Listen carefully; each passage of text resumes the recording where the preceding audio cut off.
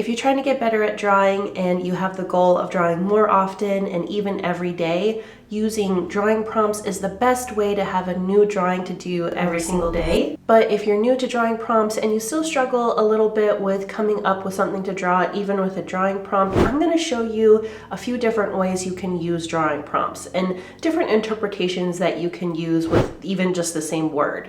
I share drawing prompts with my Patreon members every month, and I like to participate as well. So for the most part, I'm drawing every single day based on a drawing prompt, but I do miss 1 or 2 days because it is a lot of drawing. So I chose one drawing prompt from a recent list. I chose one from my January drawing prompts, and the theme was January gratitude. And the prompt I chose was blooming flower. So I'm going to show you 5 different ways to interpret the prompt blooming flower. And we're going to start with the first one, and that is just a literal interpretation of a blooming flower. So let's go ahead and draw that. With a literal interpretation, you draw exactly what the prompt says. So with this prompt, it is blooming flower, and it's simple and straightforward. We're just going to draw a blooming flower. And to complete this illustration, I'm just going to be using my crayon liner from my Kawaii Essentials brush set and drawing kit. And I'll also be using the Kawaii color palette that comes with that brush set. I will link the Kawaii Essentials brush set and drawing kit in the description below if you would like to use this tool as well. With each of these illustrations, I'll be using a canvas that is 1080 pixels by 1350 pixels. And each of my illustrations, I have a little sketch, and if the sketch looks a little hard to see, that's intentional because I have each of my sketches done and I wanted to keep them kind of like, well, I guess secret or kind of for you to interpret as the drawing goes on. So I'll go ahead and start the coloring and lining of this illustration.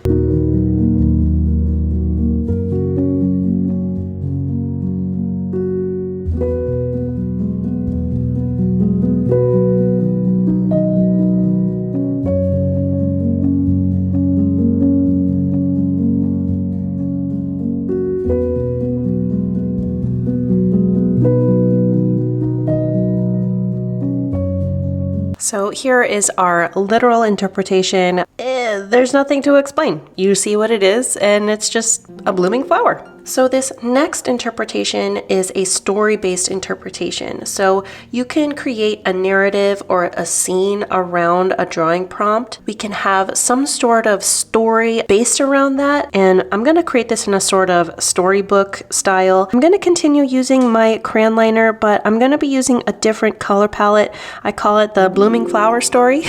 So I'm going to link this one down below. This one will be free for you to use if you want to recreate this or create an illustration like it. I'm going to go ahead and change the background to a dark color, and I will need to turn up the opacity on my sketch just so I can see it better. And I'm going to create a new layer and put it below my sketch layer. You can kind of see the beginnings of my scene here. So I'm going to go ahead and get started on some of these elements here. I'll meet you back after a little time lapse, and then we'll get into the story that we are illustrating.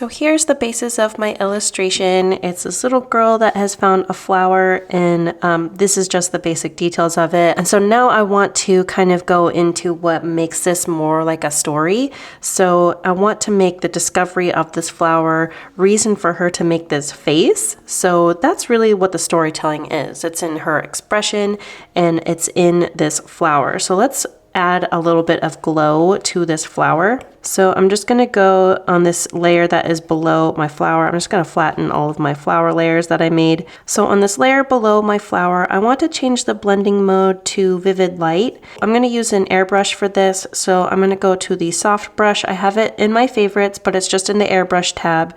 So I have that selected, and I'm going to go to the yellow that I had and see if this kind of starts adding the light that I want. And we can even go around to see if other blending modes that add light are a little bit nicer. So I kind of like linear light better than vivid light. So it adds that pretty glow to it. I'm even going to start adding this a little bit to my girl here. And I'm just going to kind of add it to the side of her, just softly, to show that this is glowing on her as well, and the trees around her. So there's something really special about this flower to add such a glowing light all around. I'm just going to add a few more details to this illustration.